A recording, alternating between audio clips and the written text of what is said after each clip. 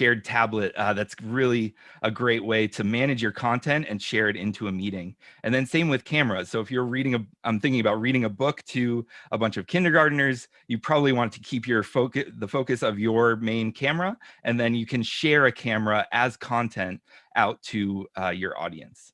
So instead of having a book and turning the book around to show the camera, now you can share both at the same time. And then Professor Malin is going to show us something really awesome in terms of elevating the space and making it a real production environment. So think about key lights, green screens, capturing cameras, using different tools to elevate that experience using virtual background and other features. So Zoom for Home is a new product that we have. It's essentially a Zoom room that is tied to your personal account. So now you can run a Zoom room, you have dedicated meeting experience, you can easily organize content and whiteboard on top of presentations that you have. And then it can also be used as a secondary monitor when you're not in meetings. So here's a couple of examples. On the left side, you see a 27-inch all-in-one device, and then on the right side, you see a display with the integrated system as well. So now let's move on to Zoom Rooms. So for those of you that don't know what Zoom Rooms are, it's really a dedicated experience. It's a software-based conference room system that provides flawless video, integrated audio, wireless content sharing, and workplace utilization tools, expanding the room functionality under a single communications platform. So it really comes down to 6 things. And this is at its core, every Zoom room is made up of a dedicated computer, a dedicated controller. So when you think about the controls of Zoom in your Zoom meetings, think about that being segmented out, and now it's dedicated to a controller. And then it's inputs. So this is how you are being digitized as a human into the platform. And then it's outputs of how your digitized self is being conveyed on the opposite side. So every Zoom room is made up of these 6 things and nothing more, right? There's a lot, it can be built out. Each of these legs can really be built out as much as it needs to, and complexity can ensue. But at its core, it is these things. So here's a small room solution showing all-in-one devices. So there are all-in-one devices such as Neatboard, D10 On that have the integrated computer, TV, camera, microphone, and speaker all as one device.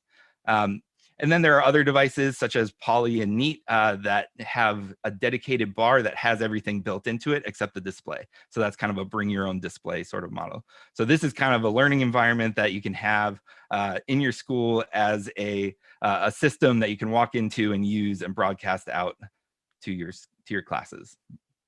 So we're going to show a couple of classroom designs. So these, again, are just examples, things to get you thinking about ways to design. So here we have a D10, D7 at the front of the room. That is your content and your touch.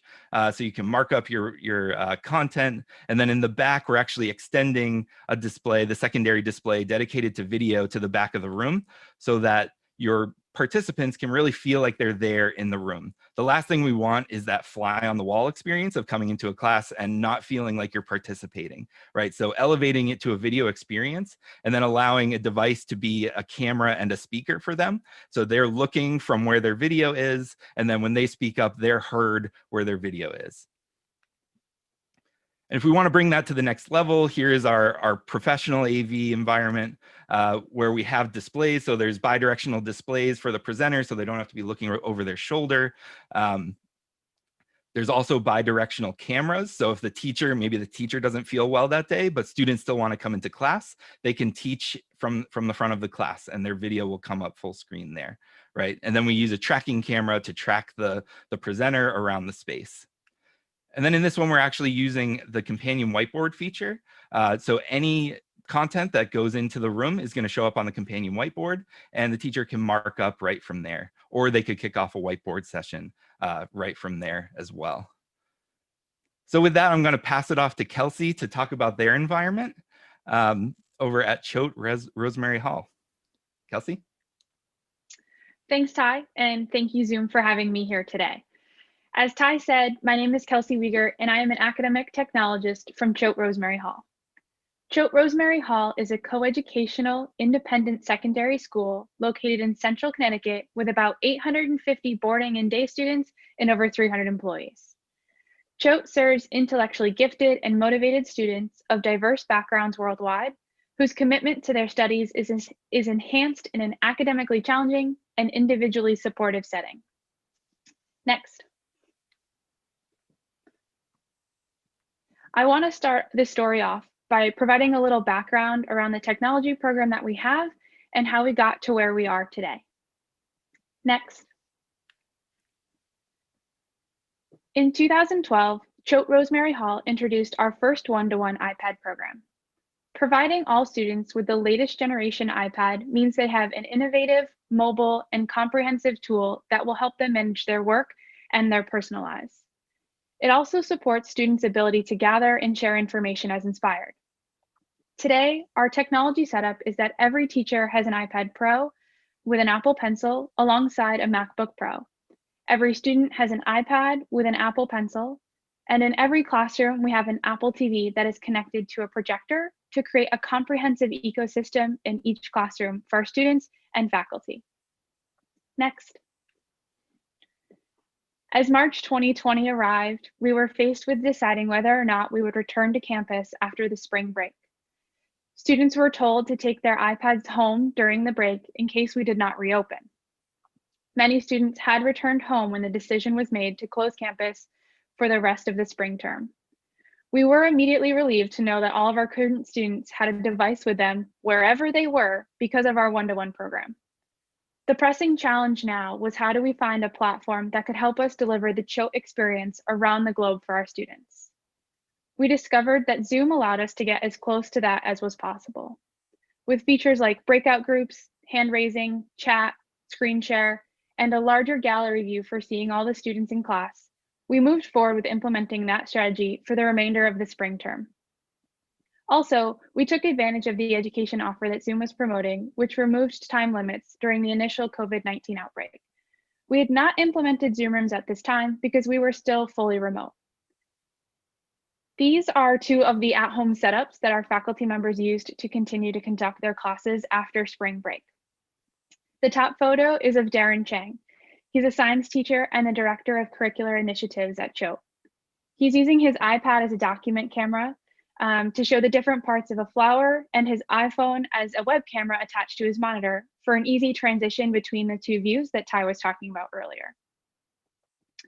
The bottom picture is of Tom Larson, who is also a science teacher at our school. Tom is sharing the screen of his iPad during his class, paired with his Apple Pencil to have a digital whiteboard that all of his students could easily see what he was discussing. Next. During the summer, a decision was made that we would attempt to come back to campus this fall. Given the global nature of our student body, we knew that not everyone would be able to return to campus. We also wanted to offer students the option of attending in person or remote. Therefore, we knew early on that we would need to create a hybrid learning environment to accommodate in-person and remote students at the same time. We searched for something that would allow our students, both remote and in person, to engage in a learning environment close to their typical classroom experience. We looked at several products and spoke with peer schools to get perspective and information on how they were approaching building a hybrid classroom. In the end, we decided to work with Valley Communications to implement a virtual student. The virtual student consists of a 55-inch 4K monitor, a small network switch, and a Poly Studio X30 running Zoom rooms, all mounted to a mobile cart. We have implemented about 80 virtual students into a variety of spaces on our campus. After consulting with Zoom Room subject matter expert Anthony Lee, it was determined that a 45-degree angle was the best angle to place our virtual student. In most spaces, we have the virtual student at that angle in the front corner of the room. The lower picture shows that exact setup in one of the science classrooms. Why 45 degrees, you may ask? It allows the remote students to get a view of the teacher and the students in the classroom to kind of help give that feeling of being there. And for those who are in the classroom, you can see the remote students from just about any place in the classroom. We chose Zoom Rooms and this setup for a few reasons. Zoom Room has allowed the virtual student to be a standalone system. Teachers can conduct class without needing to bring another device to connect to the Zoom call. Teachers and students in class will now have a 55-inch gallery view of their remote students instead of a laptop or iPad view that they had in the spring. This has also allowed us to seamlessly share the iPad screen in the classroom with our remote students through direct share. It honestly kind of feels like magic when you do it, but there is some science and technology behind it. For those who might not be familiar with direct share, it's a feature of the Poly Studio X30 controller and Zoom Room setup. The controller sends out an ultrasonic sound and uses the microphone on your device to detect the controller. Once the device picks up that sound from the controller, it knows which meeting to share the screen content to. It has helped eliminate the need for typing in meeting IDs and reduced audio feedback for everyone on the call. The calendar integration with Microsoft 365 has the potential to be a game changer for our school. For the current term, we have a few teachers that will need to continue to teach remotely while we attempt to open our campus. The students who are on campus will still be expected to attend those classes in the assigned classroom. With the calendar integration, our remote faculty will use the virtual student setup without needing to physically be in the room. By creating their meeting in Outlook and inviting the virtual student as an attendee, the device will automatically start at the beginning of class and stream the in-person students to the rest of the class. The teacher will have all of the same functionality that they would have if they were in the classroom. They will still be the host of the meeting and conduct their classes as they have since the spring term. Next. We do have a few other spaces on campus that are a little more advanced in their setup. One room that we have is Elman Auditorium. This space would be similar to the ProAV hybrid model that Ty spoke about earlier. Elman Auditorium is made up of two Samsung QM98s for the audience displays and two displays in the back of the room for the presenter. Zoom rooms are running on a Mac Mini, and we have two Creston touchscreen controllers. We have speakers flanked on either side of the front displays and ceiling mounted speakers for audio enforcement. And there are cameras mounted on top of the audience and presenter displays and clock audio microphones mounted throughout. Next. As of today, we have only tested out a real hybrid classroom for 3 days. We began bringing students into the classroom just this past Monday. Over the past several weeks, we have had some of our faculty members back in the classroom teaching remote courses using the virtual student. Teachers wanted to get a sense of what it would be like to use the virtual student before their actual students returned. Some of the benefits of teaching from an empty classroom with the virtual students have been that faculty members have that bigger screen to view their students from while teaching.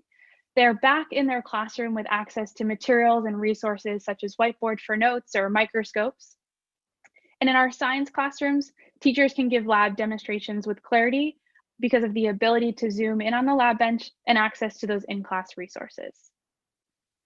Our students returned to campus 2 weeks ago and have been in quarantine. Like I said, we have just begun our hybrid model and are learning new things each day. As many of us are in the same situation, we thought it would help to share what we hope that the virtual student and Zoom rooms will do moving forward. We hope to foster a sense of community by blending the in-person student experience with the remote student experience.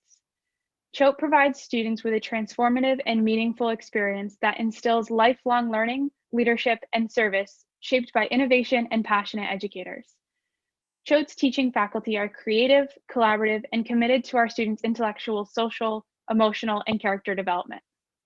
Our faculty understands that each of our students has the potential for growth and works to encourage students to develop their own ideas and voices in learner-centered environments. We hope that the combination of the virtual student and Zoom rooms will allow all the students, whether they're in person or remote, to interact with their peers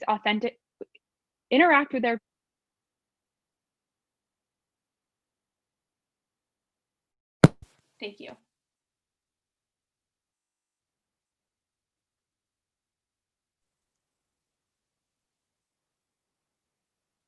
Thanks, Kelsey. That's great. So really great to see, you know, what are we doing in high schools and how are we tackling this thing, right? So from here, we're going to pass it off to Professor David J. Malin from Harvard University to walk us through what he's doing over at Harvard. So take it away, and I'm going to stop sharing right here. Sure. Thanks, Ty. And Kelsey, so nice to be here and so nice to see everyone out there, albeit virtually. Indeed, hope this finds everyone healthy and well during all of this. My name is David Malin, and if you'd like to follow along with the following slides, let me go ahead and paste into the chat window the URL of these very same slides that are composed next to me here. And that URL is also now on this screen here, cs50.ly/Zoomtopia. So I teach a course here at Harvard called CS50, Computer Science 50, which is Harvard's introductory course in computer science for majors and non-majors.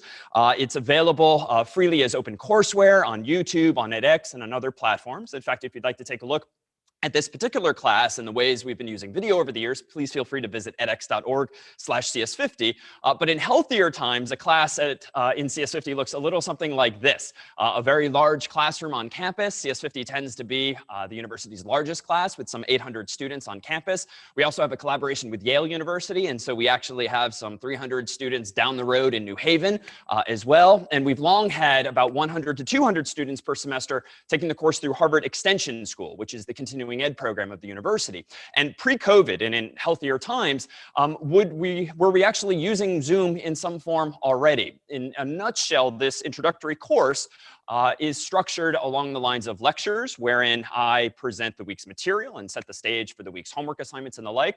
But then we also have a team of teaching assistants or teaching fellows who lead what we call sections, otherwise known as recitations, which are much smaller scale classes with maybe 10 to 20 students max instead of all 800 plus all at once. And then we also hold office hours for students, which are one-on-one opportunities for help over the course of the week with each week's problem sets or homework assignments. So for the extension school students, some of whom do live in Cambridge, Massachusetts, but many of whom live elsewhere in the US and also internationally, we've long had a distance education program where we not only film the course's materials, but we also, as best we can, try to hold synchronous experiences for them as well. And so whereas a student through Harvard Extension School for the past many years might watch the course's lectures online via the web, YouTube, or the like, we've been using for several years now Zoom to approximate the experience of being in person on campus for these sections and these office hours. So a teaching assistant through the extension school will instead use Zoom and convene 10 to 20 or so students at a time in virtual classrooms using Zoom to share their screen, walk students through additional examples, and otherwise teach the course on a smaller scale. Now, early on, Harvard didn't have a site license rolled out campus-wide.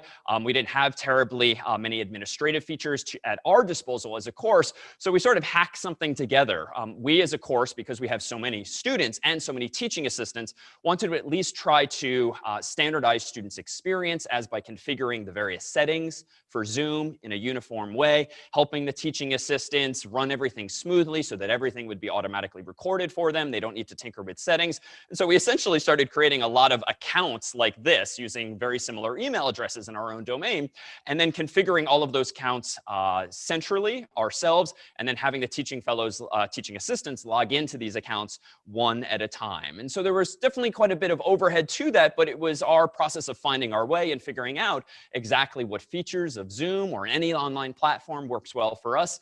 And in fact, more recently have we gone all in when it comes to providing students with an experience as proximal to and on campus as we can, albeit in the virtual space. And so what I thought I'd do with some of the following pictures that we'll paint is tell the story of the various setups that we've developed and tried and experimented with over the past several years, both pre-COVID and now more recently during, and give you a sense of the possibilities of just how you might recreate an educational experience for students using technology like this, but in a way where ideally the technology starts to get out of the way and students really feel like they're part of that shared experience and they have more than just a window into a classroom. And so by way of example first, there's another course that I've long taught with some colleagues at Harvard's Business School for the past several years, known as the Harvard Business Analytics Program. And this is an exec ed program, so not for college students, but it's entirely online. None of the students come to campus for classes. Instead, they might come to campus once or twice total just to convene and to graduate essentially altogether. But the experience for these students has long been via Zoom entirely when it comes to synchronous sections. So those smaller scale classes, this case not 10 to 20, but about 40 to 60 students. Do we convene them weekly, I or a colleague using Zoom to have conversations like this, but much more bi-directionally with students' cameras and microphones all on and holding really a discussion that you might have in a physical classroom. We also provide that same demographic of students with pre-recorded lectures asynchronously via the web, via any web-based platform so that we really focus our time on Zoom together on the discussion of that material and on the interrogation thereof. So I thought I'd paint a picture now of a few of the setups that we've used for that particular experience, and then broaden things ultimately to talk about what we've been doing over the past few months to try to bring at scale the sort of in-person experience back to students wherever they happen to be in the world. So I dare say the simplest setup we and I personally have used looks a little something like this. This might be what your own home office or basement currently looks like as well. The numbers of reams of paper might vary, but it's a pretty makeshift setup indeed, simply to at least make things a little more pleasant than sitting down at your desk, head down, focused on a tiny little laptop screen, trying to teach a class. And this has certainly been a wonderful option over time. Over the past few years, we've had things like hurricanes and snowstorms where it was either cancel class or hold class from home via Zoom. And so I myself have done that. On occasion, I've had to travel for conferences or for work more generally. And it's been amazing to be able to teach class, albeit at a hotel, so long as there's good Wi-Fi, as a substitute for otherwise having to reschedule altogether. But more recently with COVID, have I tried to, with my colleagues here at Harvard, try to push the envelope at what it means to sort of teach from home. And so among the setups we've been experimenting with more recently start to look a little something more like this. So what you're seeing here is essentially a view of my kitchen, albeit with all the clutter removed. And I thought I'd highlight a few of the features, the hardware that we've introduced to this setup to try to bring more realism to students' experience and a cleanliness to it. So it doesn't just look like I'm sitting there at my kitchen counter, but indeed I'm showing the audience the respect and the engagement that we would hopefully provide to them no less in person. So I have this white screen along the back of my setup, a couple of LED lights that are illuminating it, and then in front of me, too, a couple of more lights. And indeed, one of my biggest takeaways, especially having worked with very talented video colleagues on campus, is just how important good lighting is. And in fact, if I zoom in here at what I'm looking at, too, it's been very important to me pedagogically, and even right now, to stand as much as I can during class and to sort of channel that sort of energy that you might have in person to a virtual experience. And so I can't really think of any time where I've been taught any classes online via Zoom or otherwise actually sitting down. And so this sort of sit to stand desk that you see here that sort of goes up and down based on your height or your comfort is one of the first things I introduced. And then what I'm looking at when I'm teaching from home via Zoom is quite simply my laptop, but rather than using the built-in Mac webcam, which is just so-so, there's like a little Logitech webcam instead, which is slightly higher resolution, handles lighting a little better. And so that just generally provides students with a better view of the material or the content or really the conversation that we're trying to have there together in class. But I'll note that along the way, have we tried to do better than the default view that you might have with any of these online tools where typically your content is simply superimposed and side by side with yourself. So typically in Zoom, for instance, if you share your screen, you can generally share the content really big and then still have yourself in a small tile off to the side, or vice versa, of course. And this honestly has never really resonated with me because you really relegate the teacher to a small corner. The attention is no longer as much on the facial expressions and the sort of visual cues that all of us provide when interacting with each other. And we don't need this large of a screen to show, in this case, some computer code, this being a computer science class. But it turns out there are mechanisms freely available too via which you can even marginally improve your own at-home or at-office setups. You're still using Zoom, but by feeding a slightly customized signal into it, so to speak. And so, for instance, this is the view that I tend to use when teaching from home, whereby it's the exact same hardware and it's the exact same Zoom software. But what I'm using is this third-party open source tool called OBS, or Open Broadcasting Software, which is freely available at this URL. And what it allows you to do is sort of stitch together your own custom layouts, putting yourself over here, your content over here. And you can even have other inputs if you have an iPad or some other tablet device or the like. And so I would encourage you, for instance, to look into tools like that, whether OBS or something else, because I think you can sort of marginally improve students' experience while still using the same building blocks that you might already be using or your school might be providing. So now on campus, in healthier times and also with great social distancing, have we been experimenting with environments, setups that are more immersive for the instructor. Frankly, I would not particularly enjoy professionally teaching from my kitchen all of the time. It's a wonderful substitute, alternative, and sort of workaround as needed. But I personally, what I love is the interactions with students, the Q&A, and really being able to see as much of the group as possible and not just focus one-on-one necessarily with small tiles. And so among the setups we've been working on more recently is what I might describe here as this one TV setup, whereby we have a large screen TV in the office to which we connect my laptop and some other hardware to create an effect that looks a little more like this. So in healthier times, I might be in a small conference room like this. There's a large, maybe 65-inch TV across a long table from me. My laptop's still right in front of me, and it's wired ultimately into that TV. But there's a few design features that we aspire to implement in this setup to just make things more compelling, more engaging, more interactive for both the instructor and for the student. And so, for instance, if I zoom in here on the screen, you'll see some of our representative students who partook, for instance, in one such class. But then up here is a teleprompter. It's sort of a personal pet peeve of mine that really all laptops these days and all webcams ever so slightly get our eye line off. Right now, you're probably seeing me looking right at you because I am literally looking right at the lens of a camera that we have here in front of me. But what I can't see at the moment is my screen, which is down here. And of course, as soon as I look down, now I'm no longer looking at you. And it seems like it's going to be some time before we have cameras smack dab in the middle of our screens, or before artificial intelligence can start to help digitally and alter our eyes. So one of the things we've experimented with on campus is honestly just putting a small teleprompter in front of the camera. This time it's no longer a webcam. It might be a DSLR or more professional grade camera that's actually on a tripod that can support the weight.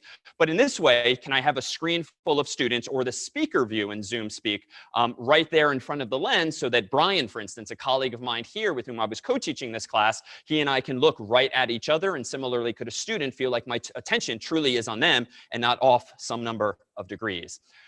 It's worth noting, though, too, that in terms of managing a class via Zoom, in our experience, we have taken a different tiered approach to this too. In the most simple case, it is just me in my kitchen or hotel room or office or the like. But I've personally found it quite helpful to collaborate with a colleague, a teaching assistant, who can help manage some of the mechanics of using a virtualized environment like this. So case in point, when we have larger classes than just 3 students, for instance, when the hands go up, there's certain steps that I personally have found cognitively distracting when trying to teach a class. It's hard enough for me to keep focused on what did I just say, what do I want to say, and what has the student just said or asked, that I personally rather not have to deal with also putting students' hands down or remuting microphones or the like. And undoubtedly, in longer term, software will handle most of these problems for us more automatically. But in the meantime, I often have a colleague or a teaching assistant doing some of the simple things, automatically putting a student's hand down once they've asked their question so that they no longer bubble up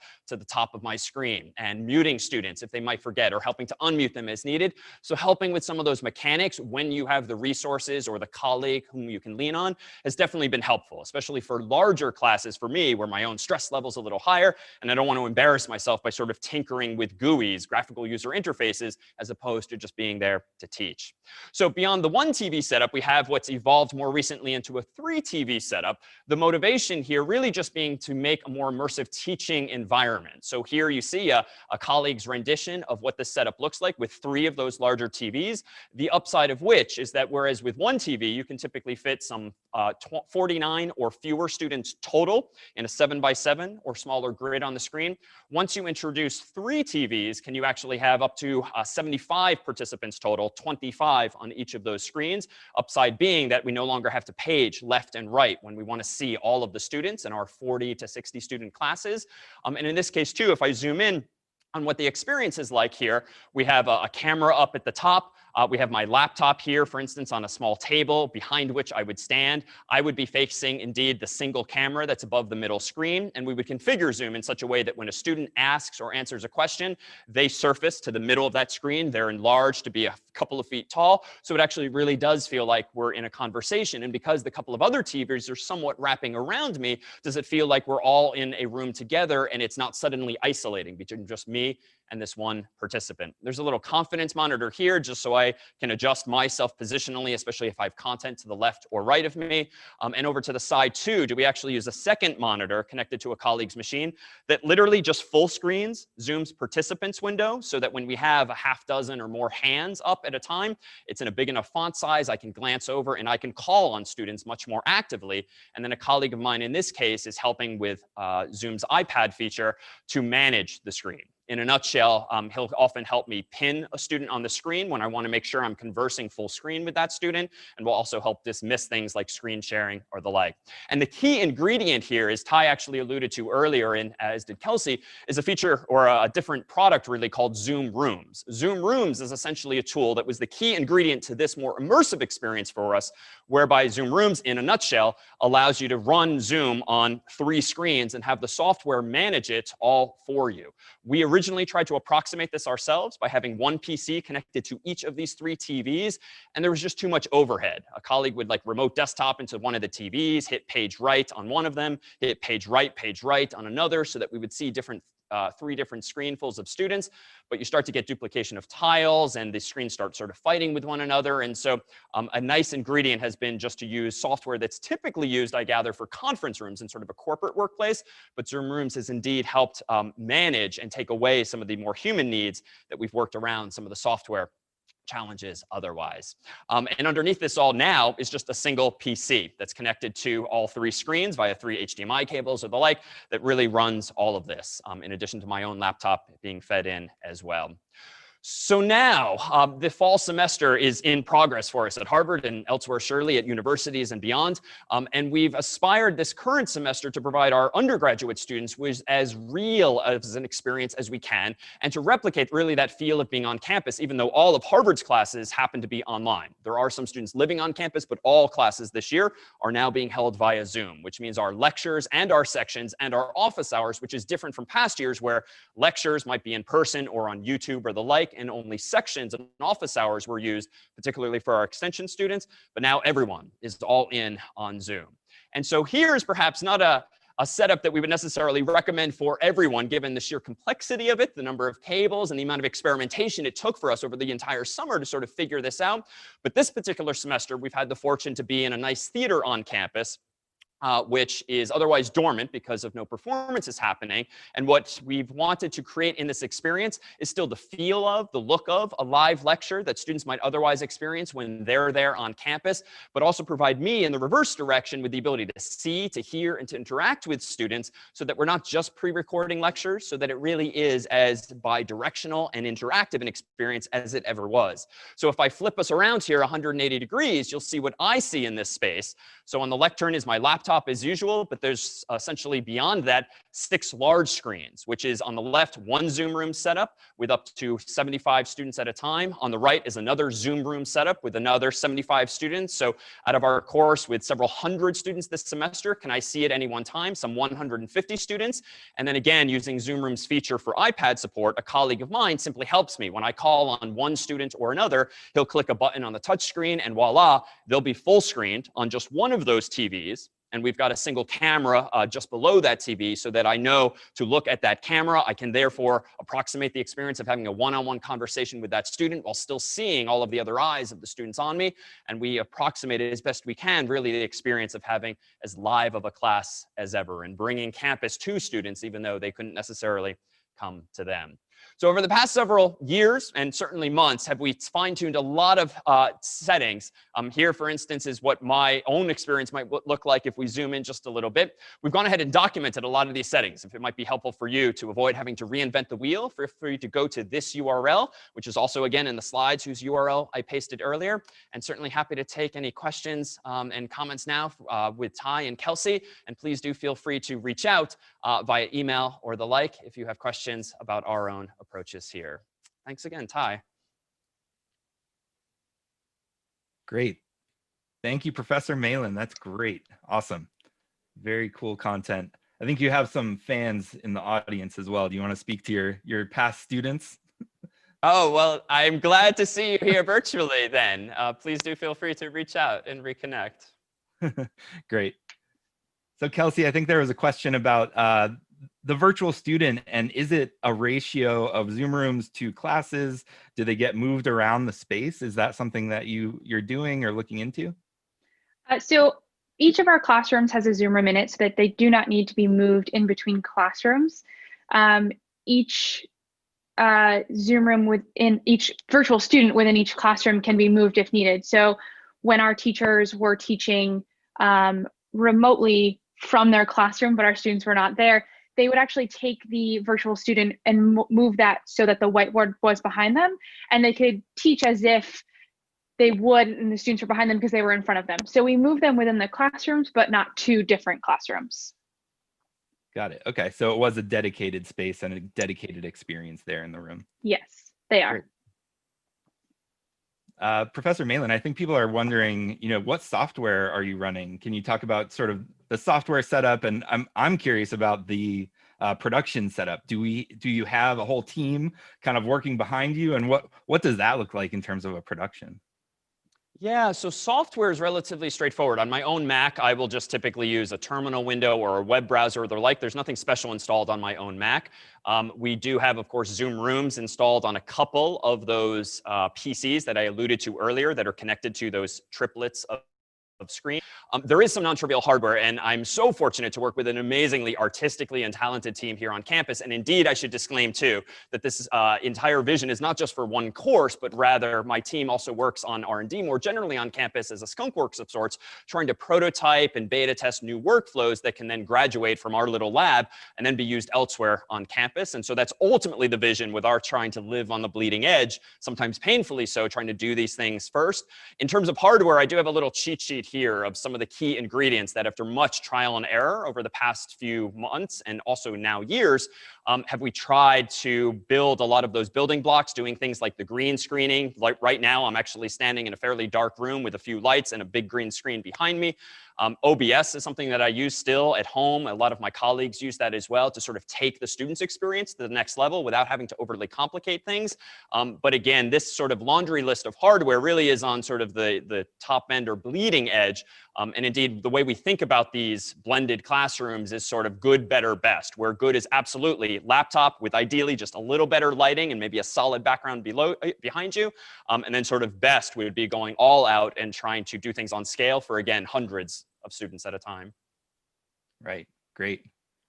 Hey, JJ, do you want to pop back in here and pitch your session that you're going to be doing a little bit later? So JJ is going to be talking to Harvard Business School as well for their perspective on kind of something that's similar to what Professor Malin showed us here. Yeah, thanks, Ty. So essentially, we have a session tomorrow called Pushing the Limits of Zoom Rooms, where we're going to have three of David's colleagues from Harvard join and talk about how Harvard Business utilize Zoom and this kind of setups to bring about better engagement for their business side of schools. So please join us tomorrow for that session. And I think it's kind of like a multi-Zoom room environment, right? So we're leveraging the API in the back end where we can actually have multiple Zoom rooms join into the same meeting so that they can actually get a more robust gallery view, right? So they're using many displays, getting everybody up on those displays across three displays from one Zoom room to show as many people as possible and really give that human experience that I talked about, right? And allowing there to be some presence in the room. So feeling like you're joining into this this session, but now I'm not just watching the session and it's not just an on-demand learning experience, it's actually an engaging human experience, right? Yeah. And I don't want to give too much spoiler alert there, but there's also seemingly some Harvard cultural things with using analog blackboards as well. So it will be a really good talk to kind of see how they took all of those variables and put it together in a Zoom room solution. So I want to chime in here. A lot of the questions, I've gotten tons of questions. So if we didn't get to your questions, I apologize. I'm still scrolling through all of the questions. But I think one of the questions that stood out to me most was a lot of questions around school and a lot of schools that doesn't have as much budget for new hardware. So Ty, can you kind of address some of those use cases and how they can kind of go and have the best Zoom experience with limited budget? Right. It's a great concern and a concern that we hear very, very often, right? So, and it's hard to address, right? So there's the CARES Act, which may be a little bit helpful or minimally helpful to, get at least a basic system up and running. So when you look at the designs that I presented, it really is subtractive as well. So if you go to the virtual environments, there's a K through 12 environment that is basically my design just stripped back, right? It's stripped all the way back to just the D10 on, or I think it's a D10, D7, so that you can hook up the document camera to it as a sharing device. So, stripping it all the way back to that core system will alleviate some of the budget concerns of what we've presented here. And then another option is to just run meetings on a laptop and run a long USB back to something like a Logitech Meetup on a tripod. So Heckler Design is one of our partners. They make actually a tripod mount for it, so you can get whatever tripod you want, whatever cheap tripod off of Amazon, get that mount, and then get a Logitech Meetup, and that's kind of a cost-effective way to engage your students.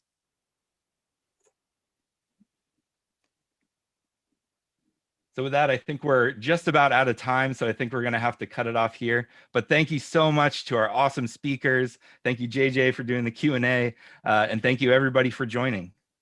Enjoy the rest of Zoomtopia. Thanks.